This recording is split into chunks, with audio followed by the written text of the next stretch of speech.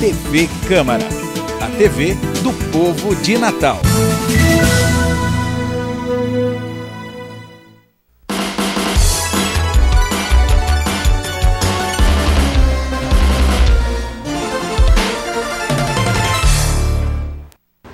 Boa noite. Estamos iniciando mais um programa Pensando Bem, nesta sexta-feira, dia 1º de dezembro de 2017. Lembrando que o programa é através da nossa TV Câmara, canal 10 da Cabo e da 51.4 digital. E o nosso programa é ao vivo. Hoje a gente tem o prazer de entrevistar o deputado George Soares, deputado açuense, que tem uma atuação bastante destacada na Assembleia Legislativa e que é também filho do meu amigo Ronaldo Soares, que foi deputado e foi prefeito de Açu. George ocupa então o espaço deixado por Ronaldo no Legislativo Estadual. Inicialmente, boa noite, George.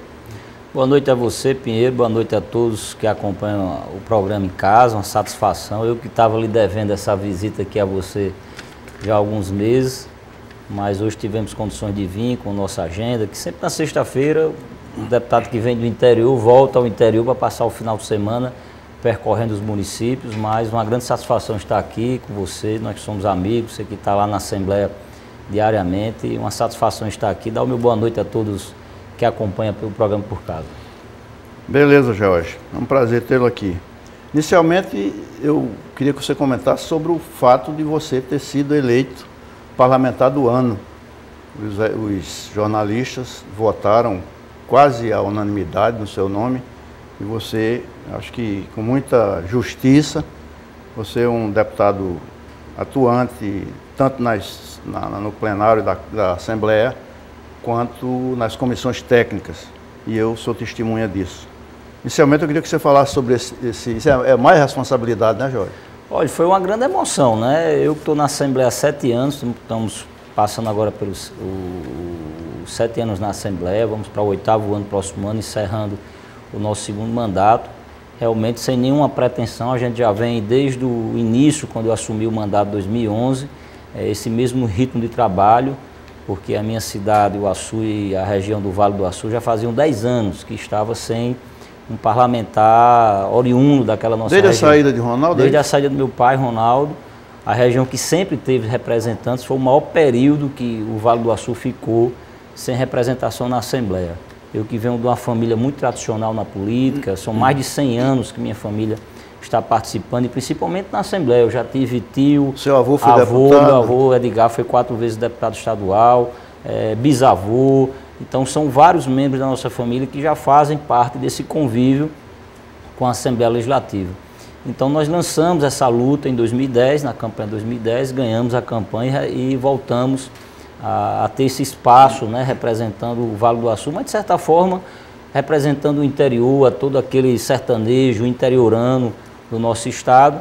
E agora, nesse 7º ano, fomos aí brindados com essa indicação do jornalista, a quem eu sou muito grato. Quero agradecer a todos, até aqueles também que não votaram no nosso nome, mas faz parte, é uma escolha, uma eleição, e tivemos aí quase 80% das indicações para ser o parlamentar do ano, com muita alegria, e com certeza aumenta aí a responsabilidade, porque a gente passa a ser mais observado, mais visto, mas vamos manter, Peru, a mesma linha que você tem acompanhado lá na Assembleia. Eu sou muito tranquilo, um parlamentar que tem uma posição muito firme, clara, muito transparente.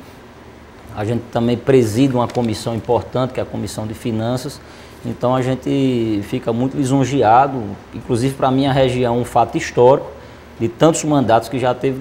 Eu acho que a indicação tem mais de 30 anos, né, o parlamentar do ano, e foi a primeira vez que o Vale do Açu foi contemplado. Então, sou muito grato e agradeço. Você recebeu também uma comenda do Tribunal de Contas, né? Fala sobre isso. Hoje pela manhã recebemos a comenda do governador Dinarto Mariz, que foi o fundador do Tribunal de Contas.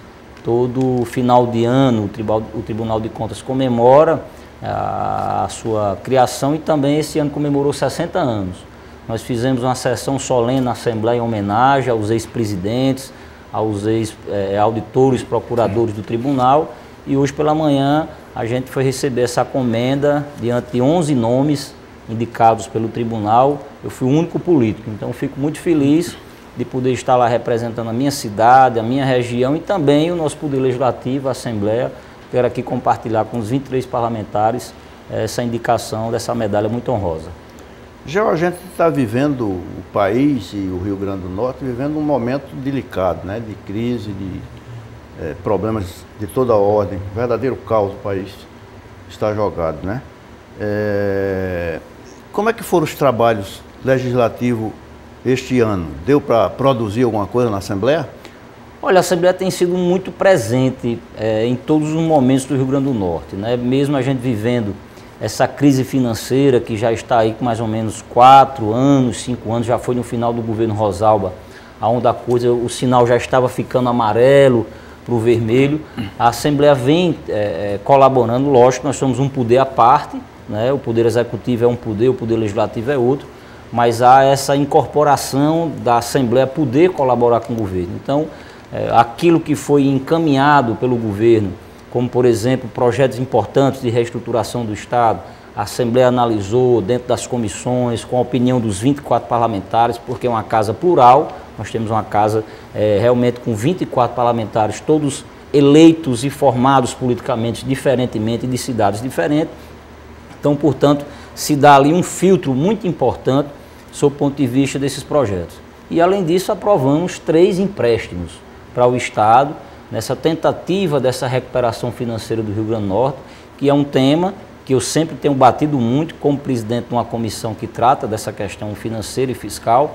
Eu tenho dito que falta do governo, não vou aqui indicar o governador Robson, mas o governo entender que é preciso fazer uma reestruturação fiscal na parte financeira do Estado, senão a gente não vai literalmente isso conseguir sair. Isso era para ter sido feito no início do governo.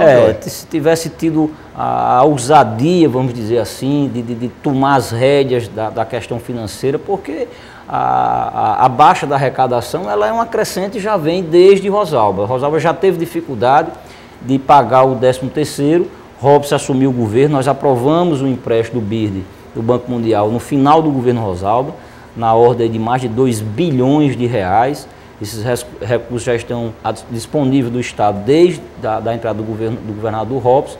Tem saído algumas ações, ele realmente é um recurso mais amarrado, um recurso com um trâmite mais burocrático.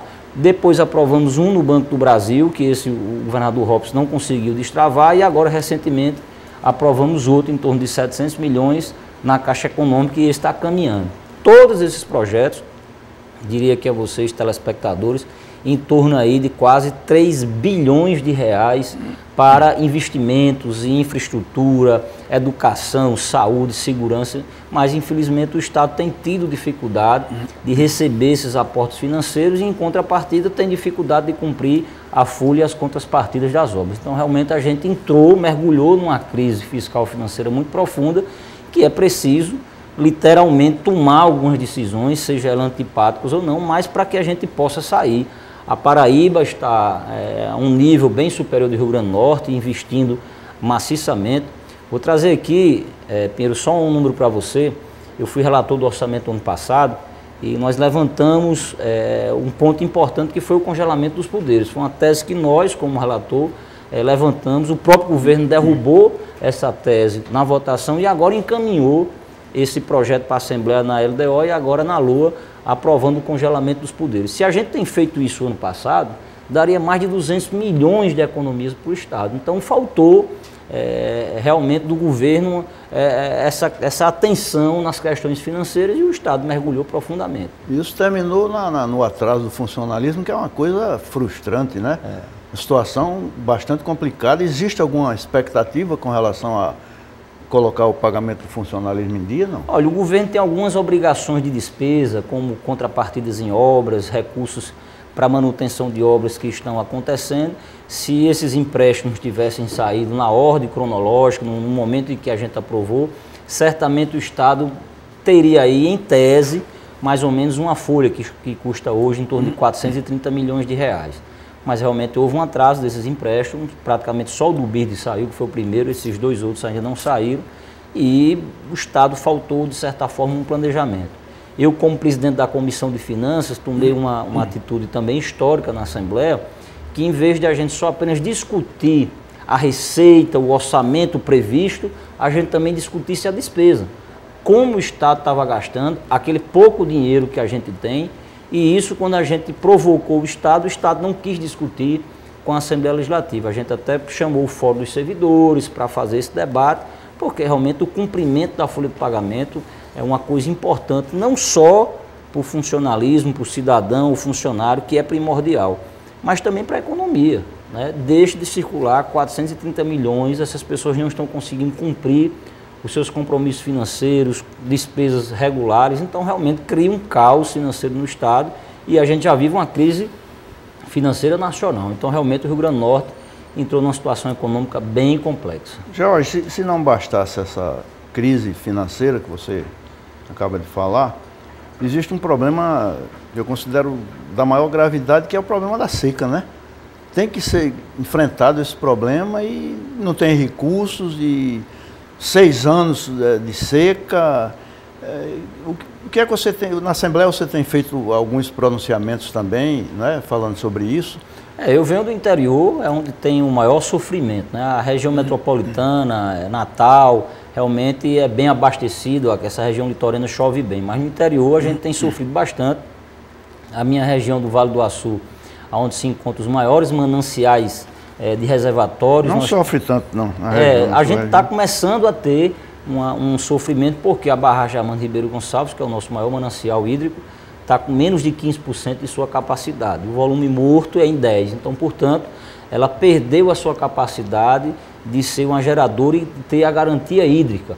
Empresas importantes, como, por exemplo, a Del Monte, que é uma empresa que empregava 4, 5 mil funcionários na região do Vale do Açu, como não tem garantia hídrica, ela diminuiu a sua produção, desempregou mais de 3 mil funcionários. Ela produz o quê, Jorge? Produz melão, banana, uma diversidade muito grande de exporta. E gera muito emprego na região. Pra você ter ideia, eles têm em torno de 9 fazendas produzindo, hoje só tem praticamente 3 fazendas produzindo, desempregando muita gente. Então, esses mananciais baixaram muito os seus reservatórios e aí a gente está começando a ter um controle maior de água. E isso eu estou falando do Vale do Açu, que tem água. Mas o Siridó, a região do Médio Oeste, Alto Oeste, já está aí em alguns municípios em total colapso de abastecimento de água. Jorge, você acha que a alternativa seria a água do mar? Dessalinização da água do mar? Porque constrói reservatório e o reservatório não enche porque não chove. Então, acho que perfuração de poços tubulares, não é por aí? Olha, nós temos um problema que eu tenho levantado juntamente a Sudene, a esses órgãos importantes, que é a questão de comportas. Nós temos a barragem Armando Ribeiro Gonçalves, que na enchente de 2008, 2009, ela sangrou o seu volume mais 1/3. Então essa água totalmente foi perdida, Pinheiro, em virtude de nós não termos a questão das comportas. E essa sugestão além da evaporação, aí tem essa sugestão de perfurações de poços, que é importante. O Rio Grande do Norte tem uma parte pegando Mato Grande, Vale do Açu e região oeste. Só não tem água no cristalino, né? Mas nessa região, Mato Grande, Vale do Açu e região oeste, tem um subsolo bastante abastecido e tem a questão de a gente trazer essa água do mar, fazer o tratamento, que também é uma alternativa, um pouco mais cara, mas são projetos que, por exemplo, em Israel, funciona muito bem. Exato. Bom, eu queria pedir permissão a Jorge para a gente fazer um pequeno intervalo. Daqui a pouco voltaremos com o segundo bloco do programa Pensando Bem. Até lá. Temos o lema da escola, é compromisso em busca de qualidade. A partir do momento que o programa veio, foi uma motivação maior, porque a gente começou a ver com outros olhos a maneira de você levar essa leitura para os alunos. Não aquela leitura de cobrança, ler e depois cobrar, uma leitura mais prazerosa. Participe e acompanhe a Escola Pública. Escola Pública de qualidade. Aqui a gente aprende. A partir de agora, as sessões da Câmara Municipal de Natal também são transmitidas ao vivo pelo YouTube. É só fazer a busca TV Câmara Natal. Nosso sinal também está no canal aberto 51.4, no canal 10 da Cabo e no site www.cmnat.rn.gov.br. Assista, acompanhe o trabalho do Poder Legislativo e as informações sobre nossa cidade, cultura, meio ambiente, esporte e cidadania. Você sabe o que é o PPA?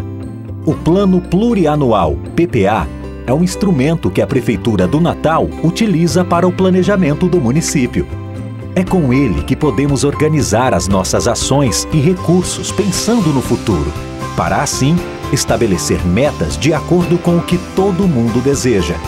Por isso, a Prefeitura do Natal quer construir o seu PPA junto com você, em uma gestão democrática e participativa, firmando seu compromisso com o povo natalense. Contamos com você nesse processo de construção do futuro da nossa cidade. Participe da elaboração do PPA Participativo 2018-2021 pelo site natal.rn.gov.br. Venha planejar a cidade que você deseja. Participe! Prefeitura do Natal.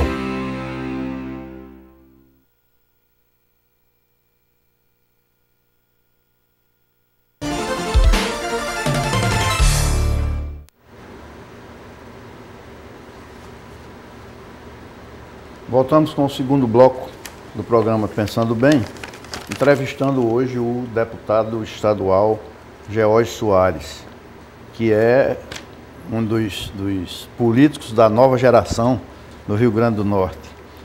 George, eleições do próximo ano, qual a expectativa? O PR vai com quem? Se alia com quem? Você é candidato à reeleição? Olha, o PR está fazendo um trabalho, eu diria assim, até de praxe, a gente sempre faz, pelo menos nessas últimas duas eleições, foi essa orientação do nosso líder maior, deputado João Maia, de se organizar internamente, o famoso dever de casa. A gente tem que fazer o cumprimento partidário, de ter nomes, então o deputado João Maia está buscando, já tem alguns nomes já... Não é pré-candidato a deputado. Ele é pré-candidato a deputado federal, vai tentar retornar, foi um mandato muito ativo na época que ele era deputado para o Rio Grande do Norte. O João foi muito presente e tem excelente articulação em Brasília, então, portanto, é um mandatário que dá conta do recado e consegue recursos para o Estado, é uma parcela do trabalho do deputado federal. E estamos fazendo esse trabalho, movimentando as regiões para o PR sair na próxima eleição com a maior representatividade possível nas regiões do Estado. Então terá candidato pelo Seridó, pelo Alto Oeste, pelo Médio Oeste, Vale do Açu, Grande Natal, deputados estaduais. Então a gente está fazendo o dever de casa, já tem uma nominata muito boa, acredito que isso possa crescer, então portanto vamos aguardar. A regra para esta eleição ainda vai ter coligação, mas já para 2022 nós não vamos ter mais a coligação para a campanha proporcional. Então a gente tem que pensar fazendo um trabalho agora e vislumbrando o presente, o futuro mais próximo, em virtude de se ter um partido já montado, para a gente não depender aí de coligação no futuro. A deputada Zenaide, ela é do PR não, né? Ela hoje ainda está afiliada ao PR, está aguardando a janela para poder sair, vai para o Partido da Mulher, assim a informação que tivemos, mas ainda acredito que ainda possa ter aí algumas... E é pré-candidata a senadora? Tem se falado no nome da deputada Zenaide para o Senado, a gente tem acompanhado as matérias de blogs, algumas pesquisas, ela realmente está numa posição muito confortável diante dos seus posicionamentos públicos e seus votos na Câmara Federal. Acredito que ainda seja um trabalho a ser articulado para uma eleição de duas vagas, né? O Rio Grande do Norte, como todo o Brasil, vai ter duas vagas de senadores. George, para o governo do Estado, o PR vai se aliar com quem? Existe possibilidade de apoiar a reeleição de Robson, a gente tem aí Carlos Eduardo como pré-candidato, temos Fátima Bezerra do PT, temos inclusive o nome de Flávio Rocha, que tem surgido aí como possível candidato. Qual é o entendimento do PR com relação a isso, ou não discutiu isso ainda? Não, eu não diria que discutiu, acho que cabe ao partido, lógico, a gente precisa ter um palanque de governo, né? Nenhum partido sai, e principalmente um partido da envergadura do PR, que tem prefeituras importantes como São Gonçalo, Prefeitura do Açu, na pessoa do meu irmão, doutor Gustavo, o nosso mandato na Assembleia, essa vaga de deputado federal que hoje está com Zenaide, pode retornar para João Maia. Então, um partido que precisa ter um palanque, né, um discurso a nível de Estado, porque realmente tem a sua força política eleitoral. Mas eu não diria que tem nada firmado, até porque os próprios candidatos, os pré-candidatos que se desenham, ainda estão muito no trabalho dos bastidores, né, costurando, conversando. Então aqui eu não posso antecipar absolutamente nada, a não ser que o partido está ouvindo todo mundo e a gente vai, se Deus quiser, no momento oportuno, tomar a posição melhor para o Estado. Eu sempre tenho dito, e você tem acompanhado na Assembleia, eu acho que o próximo governador desse Estado, ele tem que ter um projeto, não só político, não só partidário, mas principalmente um projeto fiscal para o Estado, porque senão a gente pode manter o governo que está, pode substituir o governo que está e o discurso vai ser o mesmo. Eu peguei o Estado quebrado, foi conta do passado, porque o passado, eu acho que esse discurso não vai mais funcionar e nem vai mais convencer o eleitor, né? Realmente tem que haver uma reformulação do Estado, tem que haver uma reconstrução do Rio Grande do Norte, para que a gente possa vislumbrar aí um futuro breve, o Estado pagando a folha em dia, pagando seus fornecedores em dia, como estão Paraíba, Ceará e outros estados aqui vizinhos. O Rio Grande do Norte chegou a essa situação de caos, em razão de quê, na sua visão? Falta de gestão, excesso de funcionário, o quê? Olha, é complicado, Pedro, a gente determinar um único ponto do tamanho da máquina. Somatório, né? O somatório. Eu diria que realmente a Receita teve uma queda significativa que aí acaba tirando a possibilidade do governante de ter uma folga financeira. Eu acho que o que faltou foi o planejamento, porque isso eu fui relator o ano passado do orçamento, né, e disse, olha, nós vamos aqui aprovar, o governo mandou um orçamento para a Assembleia em torno de 13 bilhões de reais. E eu anunciei isso como relator, que tinha mais de 3 bilhões de papel. Não existia fundos com garantias de recursos para cobrir esses 3 bilhões. A história do orçamento fictício. Né? Fictício. A gente sabe, eu sou contador, minha formação de contador pela Universidade Federal do Rio Grande do Norte, a gente sabe que a peça do balanço, orçamento, ela é uma previsão, mas ela não pode ter um excesso de receitas, né, dessa forma, e eu alertei, tentei fazer uma regularização disso, mas como eu sou um deputado de oposição e tinha uma visão diferente da maioria que era governo, a gente acabou sendo vencido. Mas isso foi alertado, a gente fez toda a comunicação na casa e está aí o resultado. Vai terminar faltando para o cumprimento das obrigações do Estado esses 3 bilhões que foram lançados no orçamento de forma sem ter a garantia de fundos reais para o cumprimento desta despesa. Jorge, a gente já está caminhando para o final do nosso programa, vamos falar um pouquinho sobre a questão nacional, né? Como é que você vê essa situação toda aí e particularmente o governo Michel Temer? Olha, eu diria que em toda crise, Pinheiro, e você sabe disso, os seus cabelos brancos têm mais experiência do que os meus, que ainda estão um pouco escuros. Você está pintando. Não, estou... Mas eu diria que essas crises elas servem de aprendizado, né? É um momento novo, o país já teve outras crises financeiras inclusive. Mas como essa não, né? Como essa da profundidade, de ter políticos presos, realmente a mídia... políticos empresários. Uma classe... O corrupto, né? E o corruptor. Então assim, a gente realmente nunca viu, mas o que é importante se tirar disso? Se precisa criar uma nova modalidade para a eleição, né? Você vê a maioria dos escândalos que estão saindo na imprensa, acredito que 80% são modalidades para o cumprimento de despesa de campanha. Foi criado um fundo, houve um rebate muito forte sobre a criação desse fundo, aí foi aprovado um fundo mais ou menos o que estava previsto, mas não era o necessário. E o que é que se precisa? Se construir para um país democrático como o nosso, que é modelo inclusive de democracia, um financiamento para as eleições, porque ela existe custo. Infelizmente, a gente tem uma educação política eleitoral de despesas elevadíssimas na campanha. Então, havendo isso, né, esse consenso, e principalmente transmitindo isso para o eleitor, para o cidadão que acompanha a política, que gosta de política, eu acho que ao longo do tempo a gente vai conseguir fazer com que as campanhas sejam racionais.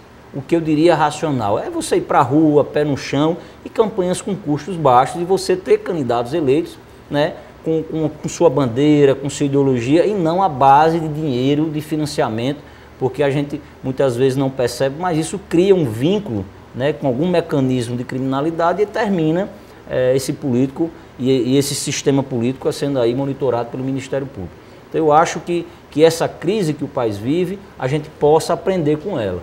E o governo Temer, eu acho que passou essa crise dele fica ou não fica, né? Ficou aí mais ou menos uns 4, 5 meses. O país foi bom ele ter permanecido, né? Olha, eu acho que, sob o ponto de vista de governo, se há uma mudança, eu acho que seria mais crítica, mais prejudicial, porque aí assumir o presidente da Câmara, teria que se fazer uma eleição indireta no Congresso, realmente viria mais uma mudança, como já foi do governo Dilma para ele, e eu acho que o país perderia com isso. Eu não estou aqui levantando a bandeira do presidente Temer, mas acho que do formato político que já estava, eu acho que é melhor manter. Ele tem dito que não é candidato à reeleição, então, portanto, vamos ter um governo com a condição política e moral de apresentar as reformas, de fazer um governo mais centrado para a administração pública, e acredito que tenhamos aí uma economia a partir de 2018 já ativa. Uma coisa que eu questiono muito, George, é que é com relação à compra de voto pelo eleitor, né? É uma coisa bastante complicada. Você só vê quem compra o voto. A justiça, por exemplo, eleitoral, não vê quem vende o voto. Não existe no Ninguém Brasil... nunca viu um eleitor preso que quer vender o voto. Não existe no Mas Brasil a culpa cai, uma legislação que puna quem recebeu, só pune a quem entregou. Então, é importante, esse tema que você levantou, é importante se haver uma análise, por exemplo, o Congresso, né? O Congresso precisa, como eu digo, a reforma política, ela tem que ser uma reforma mais sobre a modalidade do modelo político, e não só apenas coligação, cláusula de barreira. Isso é muito técnico. Eu acho que deveria ter realmente uma nova formulação para o processo eleitoral. Como é que os nomes que estão postos aí para presidente da República, você tem simpatia por algum, não? Olha, seu partido? O PR nacionalmente está muito calado, está muito quieto, né? É um partido que não terá possivelmente candidato, então haverá de acompanhar algum projeto desses partidos que estão mais na ponta, como PMDB, PT, PSDB, mas eu acho que até meados de fevereiro é muita especulação, nomes como saiu do pessoal da Globo, o Luciano Huck, uma hora era o prefeito de São Paulo. Eu acho que esse jogo ainda está para ser jogado, mas acredito que em meados de fevereiro a gente possamos. Mas que estão postos aí, você simpatiza por algum? Não, eu acho que é como eu digo, está muito verde. Eu acho que realmente você vê os nomes e não vê os projetos. Mas acho que a partir de fevereiro a coisa vai afunilar, deva ter aí uns 4 ou 5 candidatos a presidente. Tem perigo de Lula ser presidente ainda, não? Olha, eu não tenho os dados dos processos do ex-presidente Lula. É um candidato forte, né? Se for candidato, é perigoso? Se for candidato, é uma eleição para presidente para segundo turno. Só tem os 20% não do PT? Não, eu acho que ele ainda conta com muito voto espontâneo no interior. Eu vi pesquisa aqui em Natal, ele com uma boa pontuação, né? Que é a capital do estado. Mas ele é um candidato que certamente leva a eleição do segundo turno. Será que tem potencial para vencer a eleição do primeiro turno? Porque se for para o segundo turno é complicado. Olha, né? Na minha experiência sempre é dito, quem é o adversário, né? Não é só quem é o candidato. O nome Lula, do presidente Lula, é um nome muito forte, ele tem um histórico, fez dois governos, apesar das denúncias, mas teve 2 governos bastante populares, é um candidato, acredito. Mas não é mais aquele mito de anterior? Não é. Isso aí, eu confesso a você que ele não tem mais aquela força, né, indestrutível que o ex-presidente tinha, né, de um nome praticamente sem concorrente. Hoje ele vai para uma campanha de concorrência, de um debate muito forte em cima dele e dessas denúncias, que isso vai pesar muito. Jorge, eu entendo também o seguinte, que Lula era o mito que era, perdeu 3 eleições seguidas, quando se elegeu no segundo turno, e foi buscar Zé Alencar para ser o seu vice, mobilizando todo o empresariado, e ele não tem mais nada disso, né? Perdeu. Para a gente trazer de dados, de informação, realmente perdeu muita estrutura política, sob o ponto de vista disso que você está dizendo. Mas eu ainda acredito que ele, a pessoa Lula, é um candidato que se aproxima muito do povo. O povo está muito carente de líderes. Você pode perceber no cenário nacional, não tem uma liderança de nenhum dos partidos grandes dando uma orientação nacional. O que a gente vive é uma crise, todo mundo procurando sobreviver, mas não tem uma linha de raciocínio na economia, não tem uma linha de raciocínio na reformulação das eleições, realmente falta um líder nacional. Cada um tem a sua força, no caso, por exemplo, o presidente Lula. O PSDB tem nomes importantes, como o governador de São Paulo, Alckmin, é uma pessoa que tem, o próprio Dória, que vem fazendo uma grande gestão em São Paulo. O PMDB possa também surgir com alguns nomes, a esquerda pode apresentar ali pelo PSOL, tem o Bolsonaro, né, que a gente tem visto aí nas redes sociais também muito forte, mas eu acredito que se defina, senador Álvaro Dias, se defina entre esquerda e um centro-direita. O direita, lá na ponta, eu acho muito difícil, é muito radical e pesado para o que a nação brasileira pensa. Chegamos ao final do nosso programa Pensando Bem, George. Eu queria agradecer a sua presença aqui. Eu quero agradecer a você, Pinheiro, dizer que é uma satisfação estar aqui, participando do seu programa, da sua audiência, mandar um abraço a todos de casa e já aproveitando aqui já o final do ano, né, desejar aqui um Feliz Natal, um próximo 2018 para todos. E dizer que voltaremos na próxima sexta-feira com mais um programa Pensando Bem. Boa noite e até lá.